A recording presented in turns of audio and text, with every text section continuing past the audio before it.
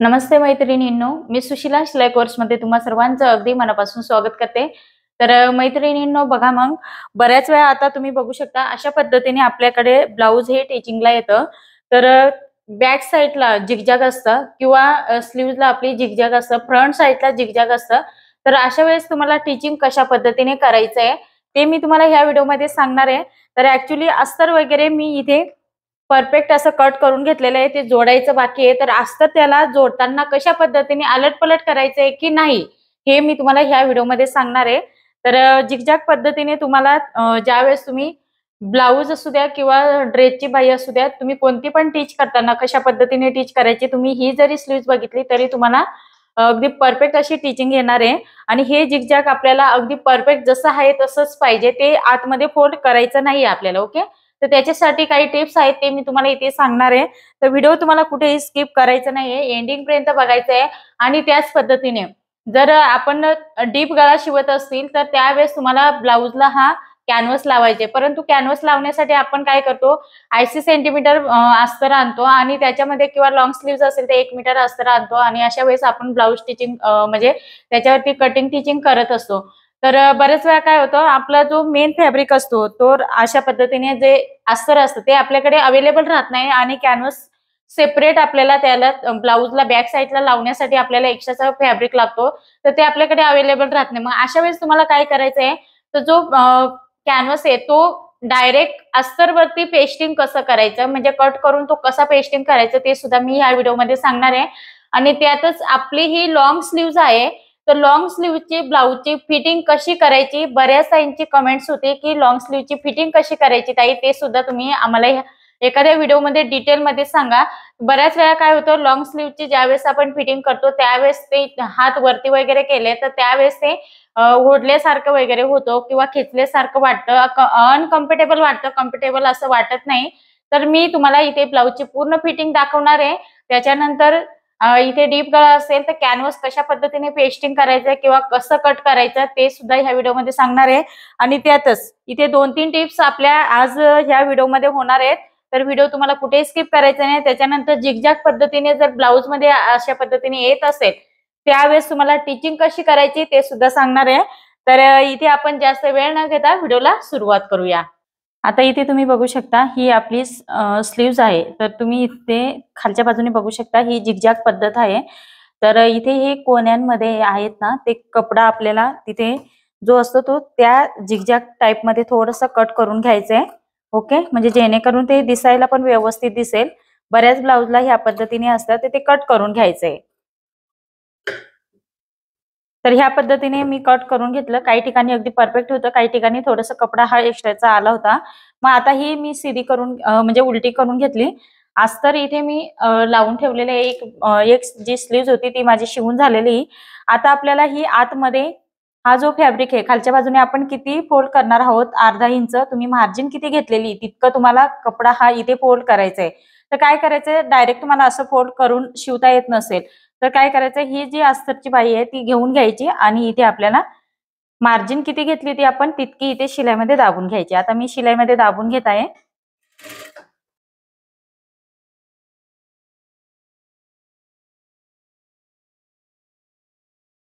दाबल्यानंतर ही अशा पद्धतीने जे फोल्ड केलं होतं ते आतमध्ये जाऊ द्यायचं.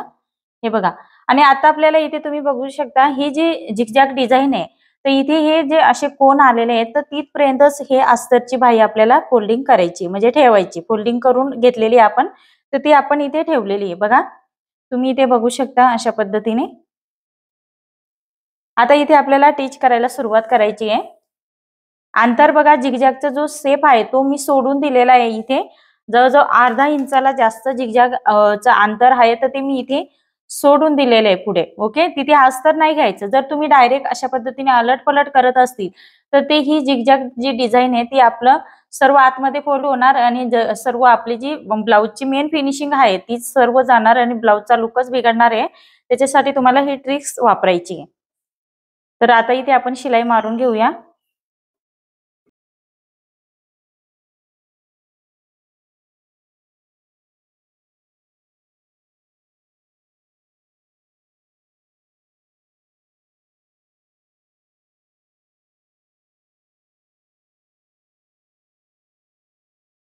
आता इथे थोडंसं मला जे मेन फॅब्रिकची बाही आहे ती थोडीशी कमी झालेली, परंतु ती आपली फिटिंग मध्ये जाणार आहे. आता इथे आपल्याला एक्स्ट्राचं जे फॅब्रिक आहे ते आपण इथे कट करून घेणार आहोत.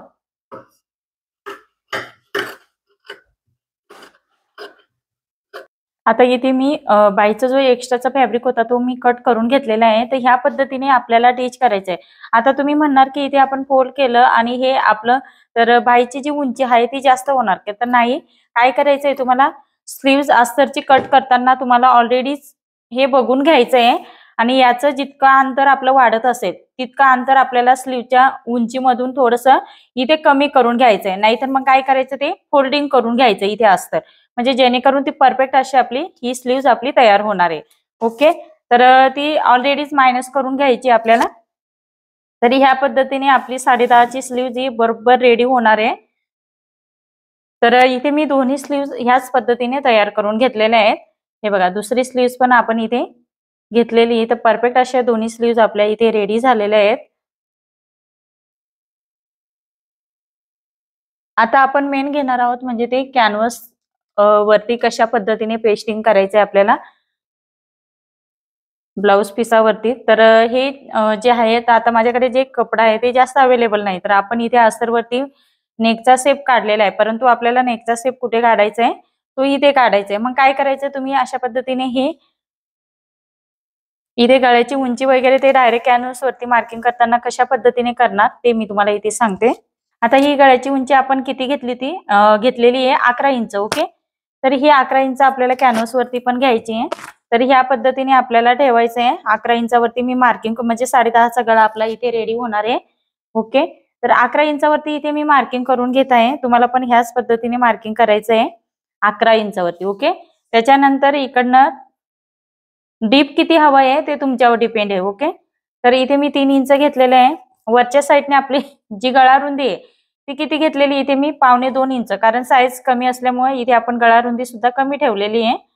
तर 1.25 इंचावरती इथे मार्किंग केलं आणि स्ट्रेट आपल्याला इथे लाईन ड्रॉ करून घ्यायची आहे.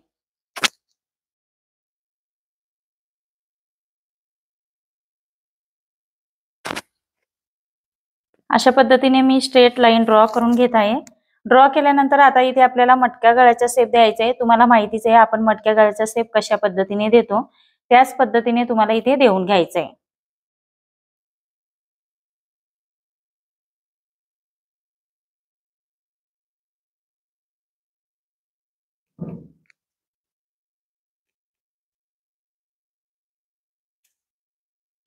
तर इथे चेक करून घेऊया आपण कितपर्यंत आपलं हे डीप झालेलं आहे. तर ह्या पद्धतीने आपलं सुंदर असं आपण इथे नेकची मार्किंग करून घेत आहोत. सर्वात पहिल्यांदा पेनाने करून घ्यायचं आहे.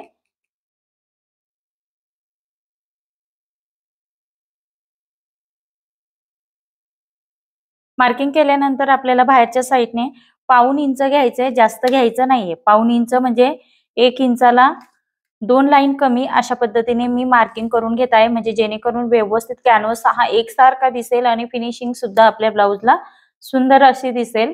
त्याच्यासाठी एकसारखं मार्किंग करून घ्यायचं. जर तुम्ही नवीन शिकत असतील तर तुम्हाला ह्या पद्धतीने मार्किंग करून घ्यायचंय. जसा आतील शेपचा आकार आहे त्याच पद्धतीने ह्या मार्किंग वरती आपल्याला हा शेप काढून घ्यायचा आहे. बघा, मी ह्या पद्धतीने काढून घेत आहे. तुम्हाला सुद्धा ह्याच पद्धतीने घ्यायचंय. नवीन शिकत असते तर 1 इंच घेतलं तरी सुद्धा काही हरकत नाही, परंतु 1 इंच हे जास्त होतं, त्याच्यासाठी आपण इथे 1/2 इंच घेतला. आता हा बाहेरचा शेप सर्वात पहिल्यांदा कट करून घेऊया आपण.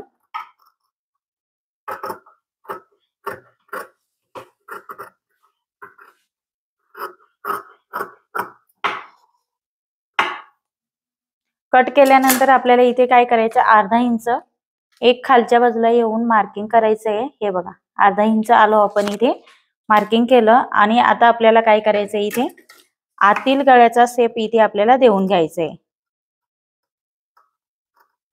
किंवा तुम्ही नाही दिलं तरी चालेल. तर त्याच्यासाठी तुम्हाला काय करावं लागणार आहे, इथे आहे ते चॉकने अशा पद्धतीने मार्किंग करायचंय. ही एक पद्धत, डायरेक्ट कट करून हे अर्धा इंच सोडून द्यायचंय आणि मग कट करायचंय, तसं पण जमतं. किंवा तुम्ही अशा पद्धतीने हे दोन्ही पद्धतीने, म्हणजे तुम्हाला जी पद्धत सोपी वाटत असेल त्या पद्धतीने तुम्ही इथे मार्किंग करू शकता. हे बघा, या पद्धतीने. आणि काय करायचंय आपल्याला, इथे हे ह्या बाजूने फोल्ड करून इथे आपल्याला टॅप करून घ्यायचं आहे, म्हणजे जे मार्किंग आहे ते खालच्या बाजूला जाणार. हे बघा, या साईडला मार्किंग आपलं दिसतंय, तर इथून आपल्याला हे अशा पद्धतीने ड्रॉ करून घ्यायचं आहे. बरोबर. या पद्धतीने केल्यानंतर काय करायचंय आपल्याला, थोडंसं ज्यावेळेस आपण कट करतो तर काय करायचंय, 2 लाईन अशा पद्धतीने आतमधून आपल्याला हे एक मार्किंग करून घ्यायचंय. हे बघा, 2 लाईन मार्किंग करून घ्यायचंय. तर इथून आपण शिलाई मारणार आहोत, कारण कसं आहे, गळा शिवल्यानंतर ते आपोआप आपलं हे ना, तिथून जर आपण इथून शिलाई मारली तर गळा आपला इथपर्यंत पसरट होणार. तर तसं होऊ नये त्याच्यासाठी तुम्हाला थोडंसं आतून शिलाई मारायची आहे. तर इथून आपण हा कॅनव्हासचा शेप आहे तो कट करायचा आहे. ओके, डायरेक्ट कट करत असतील तर. आता इथे आपण पेस्ट करून घेतलं, म्हणजे ड्राफ्टिंग दुसऱ्या साईडला पण करून घेतलेले आहे. तर ह्या पद्धतीने आपण इथे आता घेतलेले आहे. आता आपण काय करणार आहोत, हे जे अस्तर आहे याच्यावरती आपण सेंटर आहे कॅनव्हासचा, तो सेंटरला सेंटर येऊ द्यायचा. तर सेंटर काढून घ्यायचंय. मेन म्हणजे मी इथे सेंटर काढून घेत आहे आणि अस्तरचा पण इथे सेंटर काढून घ्यायचा आहे. सेंटर काढल्यानंतर आपल्याला इथे इस्त्री करून घ्यायची, म्हणजे प्रेस करायचे.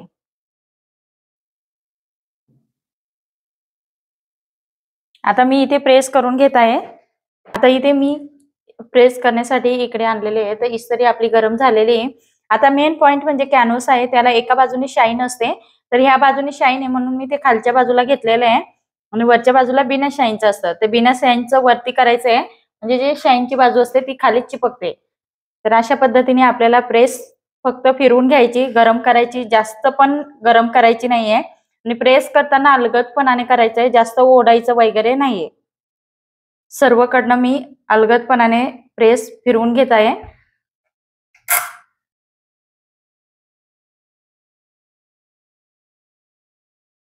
आता इथे कॅनव्हास व्यवस्थित प्रेस करून घेतलेले आहे, तुम्ही इथे बघू शकता. तर ह्या साईडने सुद्धा थोडं सुद्धा कॅनव्हास दिसत नाही. अशा पद्धतीने आपल्याला हे चिपकवून घ्यायचंय. आता कट करताना कशा पद्धतीने कट करणार, तर सर्वात पहिल्यांदा आपल्याला लगेच कट नाही करायचंय. तर इथे जो मेन फॅब्रिक आहे त्याला आपण इथे त्याच्यावरती ठेवून आणि टिच करून घेणार आहोत सर्वात पहिल्यांदा. तर ही व्यवस्थित आपल्याला काय करायचंय, सीधी बाजू ठेवायची आणि त्याच्यावरती हे कॅनव्हास वरती दिसेल अशा पद्धतीने हे उलट ठेवायचंय. ते आतमध्ये फोल्ड करायचंय आपल्याला, एवढं लक्षात ठेवा. अशा पद्धतीने ठेवून घेतल्यानंतर काय करायचंय, तुम्ही नवीन शिकत असतील तर काय करायचंय, इथे 1-2 पिना अशा लावून घ्यायचे, बॉल्स पिना लावून घ्यायचे आहेत आपल्याला. इथे बॉल्स पिना लावून घेतलेल्या आहेत. गळ्याच्या साईडने सर्वात पहिल्यांदा शिलाई मारायला सुरुवात करायची आपल्याला.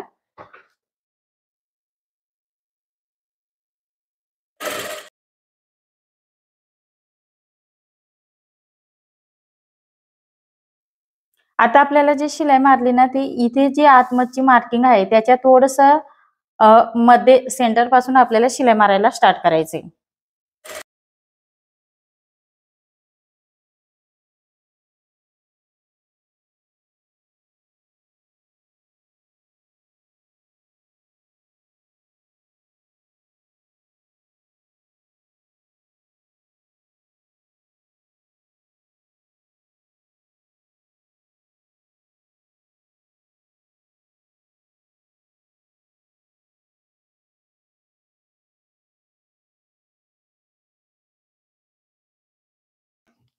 आता इथे आपण शिलाई मारून घेतलेली पिनअप आपल्याला काढून घ्यायचे आहेत. कुठेही इकडे तिकडे कॅनव्हास गेलेला नाही आपला, अगदी व्यवस्थित होता.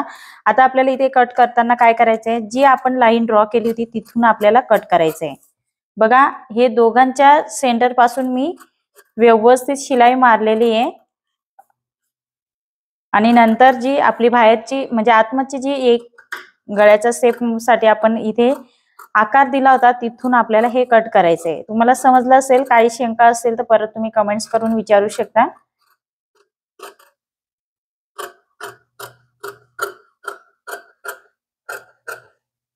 हे बघा, या पद्धतीने आपण मार्किंग करून कट करून घेतलेले आहे. आता तुम्ही हे आहे हुकाई साठी पण वापरू शकता.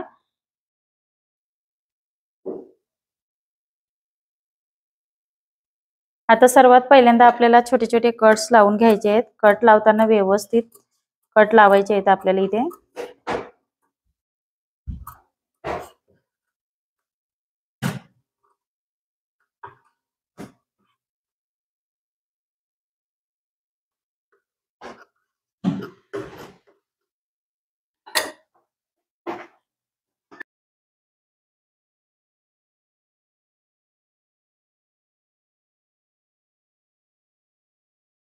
आता आतमध्ये फोल्ड करायचंय आपल्याला.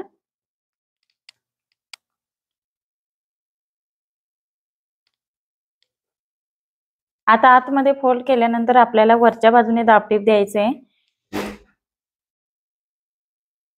किंवा तुम्हाला जास्तच गळ्याला फिनिशिंग हवी असेल तर अशा वेळेस तुम्हाला काय करायचंय, हे जे आपण इकडे फोल्ड करणार आहोत अशा पद्धतीने, तर याच्यावरती सुद्धा दाबटीप देतात, तर ती सुद्धा तुम्ही देऊ शकता. ऑप्शनल आहे तुमच्या आवडीप्रमाणे. आणि वरतीहून डायरेक्ट शिलाई दिली तरी सुद्धा खूप सुंदर अशी नेकला फिनिशिंग येणार. आता आपण जसं सेट करणार तसं ते शिलाई मारून घेणार आहोत आणि तशी आपल्या नेकला इथे फिनिशिंग येणार आहे. तर इथे आता आपण गळ्याच्या साईडने व्यवस्थित परफेक्ट अशी शिलाई देऊन घेणार आहोत. हे बघा, अगदी परफेक्ट असं जो खालचा अस्तर आहे तो बाहेर दिसायला नको, या पद्धतीने फोल्ड करायचंय.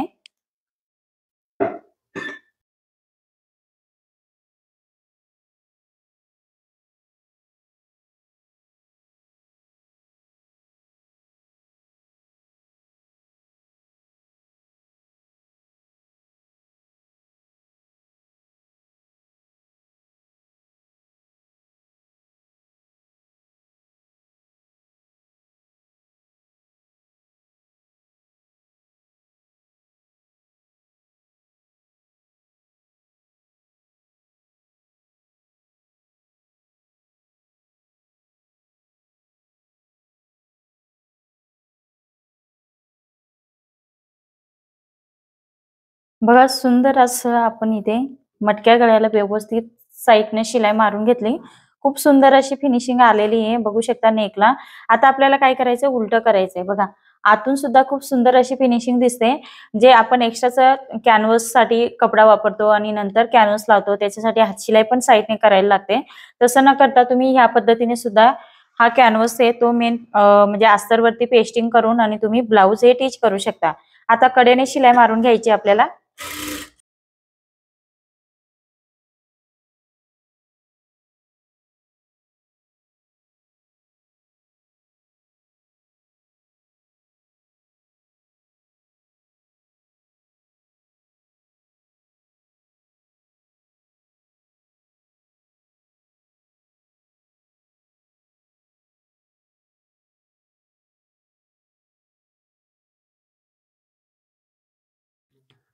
आता इथे एक्स्ट्राचं फॅब्रिक आहे ते आपण कट करून घेणार आहोत.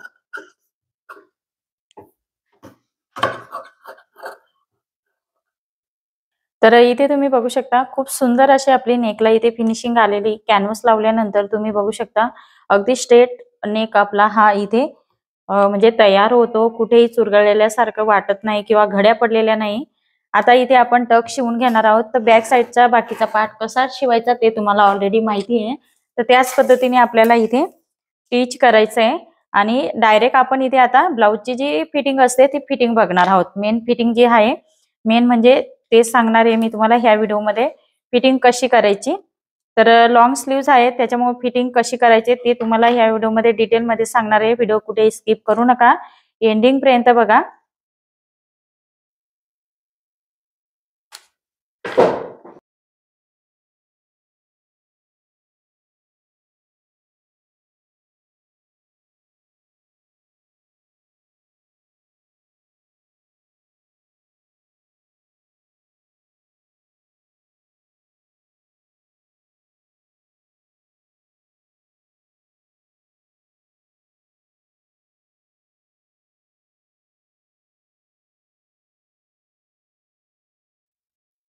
आता इथे तुम्ही बघू शकता अशा पद्धतीने संपूर्ण ब्लाऊज आपला इथे तयार झालेला आहे.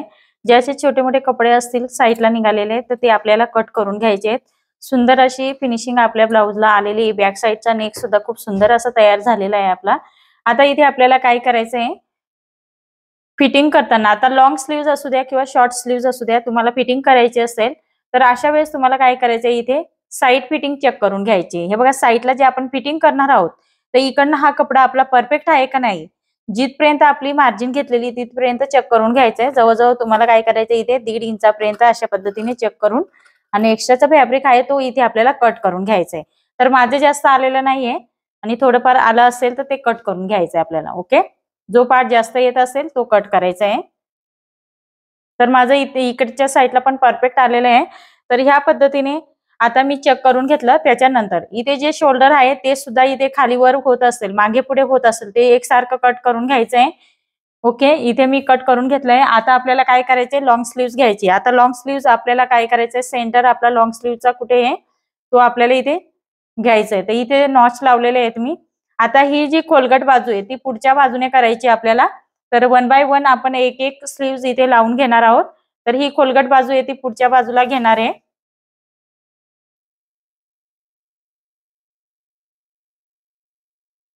आता इथे आपण स्लीव्ह जोडायला सुरुवात करणार आहोत.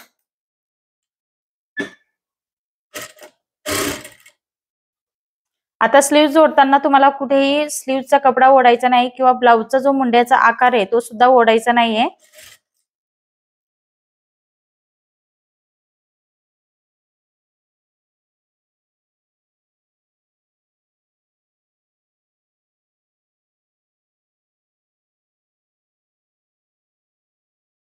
सेंटर पासून मी स्लीव्ह जोडते, तर तुम्ही सुद्धा ह्याच पद्धतीने जोडा किंवा तुम्ही स्टार्टिंग पासून जोडत असतील तर तसं पण जोडा. तुम्हाला जी पद्धत सोपी वाटत असेल त्या पद्धतीने तुम्ही इथे स्लीव्ह जोडू शकता.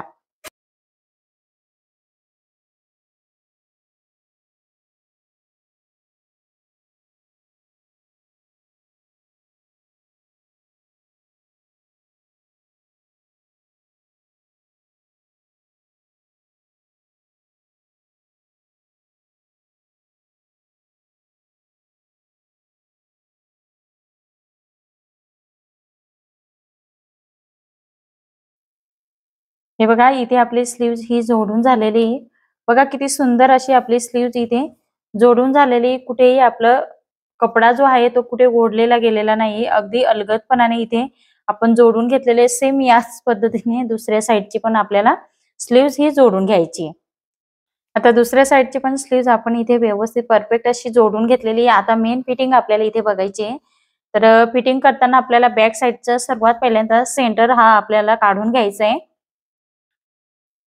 इथे मी सेंटर काढून घेतलेला आहे. त्याच्यानंतर आपल्याला काय करायचं आहे, सर्वात पहिल्यांदा जी आयपट्टी आहे ती आयपट्टी तुम्हाला इथे सोडून ह्या पद्धतीने एक शिलाई कडेने मारून घ्यायची. परफेक्ट सेंटरला आपल्याला ठेवायचं आहे. आयपट्टी सोडून द्यायची कारण ती एक्स्ट्राची असते आपली.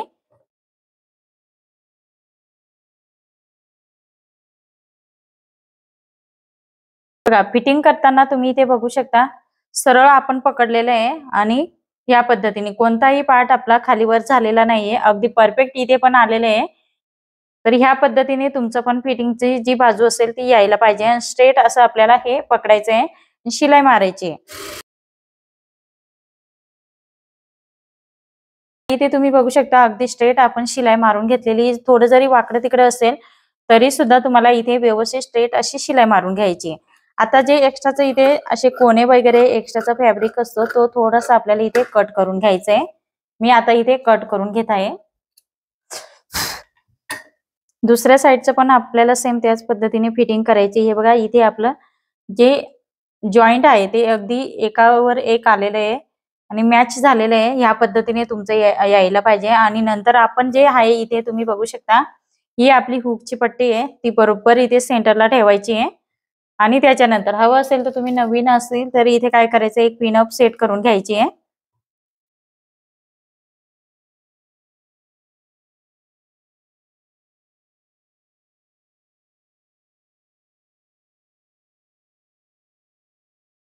बघा ह्या बाजूला पण आपण शिलाई मारून घेतली. अगदी स्ट्रेट आलेलं आहे. आणि ते थोडंफार कपडा आपला साईडचा एक्स्ट्रा येत असेल एखाद 2 किंवा 3 लाईनचं तर ते आपल्याला इथे कट करून घ्यायचंय.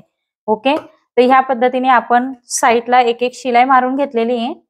आता आपल्याला काय करायचंय, सीध्या बाजूने केलं कारण आपल्याकडे ओव्हरलॉकची मशीन नाहीये त्याच्यामुळे ते आपल्याला लॉक पद्धतीने इथे फिटिंग करायची आहे. आता मी हे उलट करून घेत आहे आणि आता आपल्याला फायनल फिटिंग करायची आहे. आता सर्वात मेन म्हणजे दोन्ही बाजूच्या साईडला आपल्याला एक एक शिलाई मारून घ्यायची आहे.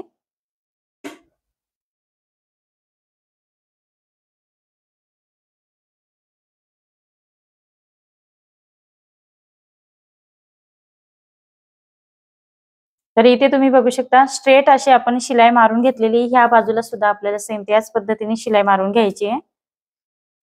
आता इथे आपण दोन्ही बाजूला या पद्धतीने एक शिलाई मारून घेतलेली आहे। आता आपल्याला फायनल फिटिंग करायची। तर फिटिंग करताना आपल्याला काय करायचंय, आता जुनं ब्लाऊज आहे, जुन्या ब्लाऊज वरनच आपण इथे फिटिंग करणार आहोत। परंतु आता ही जे आपल्याकडे ब्लाऊज आहे ते शॉर्ट स्लीव्ज आहे, परंतु मुंडा राऊंड हे सेम असणार आहे, फक्त आपला इथला घेर आहे तो चेंज होणार आहे। तर आपण सर्वात पहिल्यांदा कमरेच्या साईडने फिटिंग करून घेणार आहोत। तर कमरेच्या साईडने फिटिंग करताना हे काय करायचं, आपल्याला आतमध्ये फोल्ड करायचं आहे। आता हे ब्लाऊज आहे ते स्वतः मी स्टिच केलेलं आहे ग्रीन कलरचा, आणि त्याच्यावरतीच आपण इथे फिटिंग करणार आहोत। तर याची पण जी आईपट्टी आहे ती सोडून अशा पद्धतीने फोल्ड करून घ्यायचं आणि हे बरोबर पकडायचं आहे आपल्याला। बरोबर पकडल्यानंतर ह्या पद्धतीने आपल्याला कमरेच्या साईडने मोजून बघायचं आहे। हे बघा, मोजल्यानंतर आपलं कुठपर्यंत आलं ते मार्किंग करून घ्यायचं आहे। हे बघा, मार्किंग केलं मी। मार्किंग केल्यानंतर ते आपल्याला 4 फोल्ड मध्ये करायचं आहे। एक फोल्ड झाला म्हणजे 2 फोल्ड करायचे, ते बरोबर 4 होतात। तर ह्या पद्धतीने आपण हे फोल्ड करून घेणार आहोत। तर हे अंतर आता आपल्याला मोजून घ्यायचंय। तर मोजल्यानंतर किती येणार आहे तुम्ही इथे बघू शकता, 1 इंच। तर 1 इंच आपल्याला कुठून मार्किंग करायचं आहे, दोन्ही साईडला 1-1 इंच मार्किंग करायचंय। हे बघा, ही जी शिलाई आहे ती सोडून आपल्याला इथे मार्किंग करायचंय 1 इंचावरती। या पद्धतीने दोन्ही साईडला कमरेच्या साईडने आपल्याला 1 इंचावरती मार्किंग करायचंय।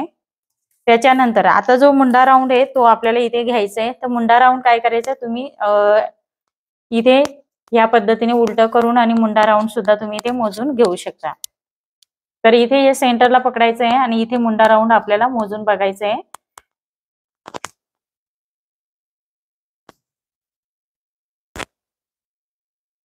तर इथे माझा जो मुंडा राऊंड आहे तो 7 इंच आलेला आहे। ओके, 7 इंच आणि एक लाईन। तर इथे आपण 7.25 इंचाचं घेणार आहोत, कारण लॉंग स्लीव्ज आहे, थोडंसं एक लाईन म्हणजे 2 लाईनचं लुजिंग देणार आहोत त्याच्यामध्ये।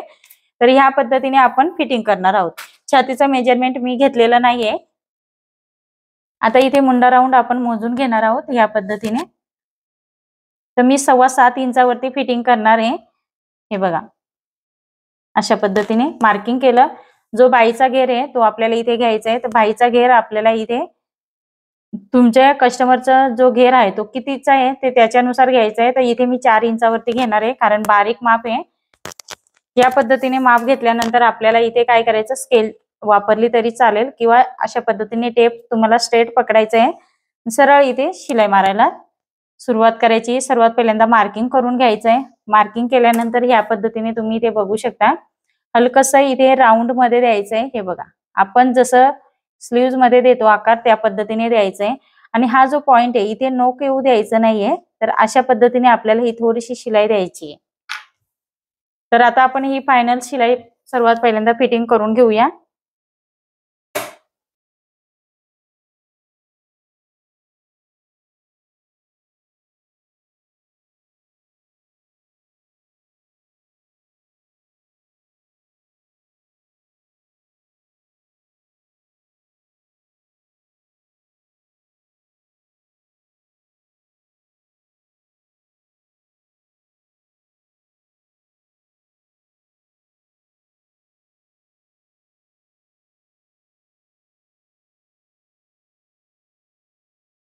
आता इथे आपण 3-4 शिलाई मारून घेतलेल्या आहेत। तर जे एक्स्ट्राचा धागा आहे ते आपल्याला इथे कट करून घ्यायचा आहे।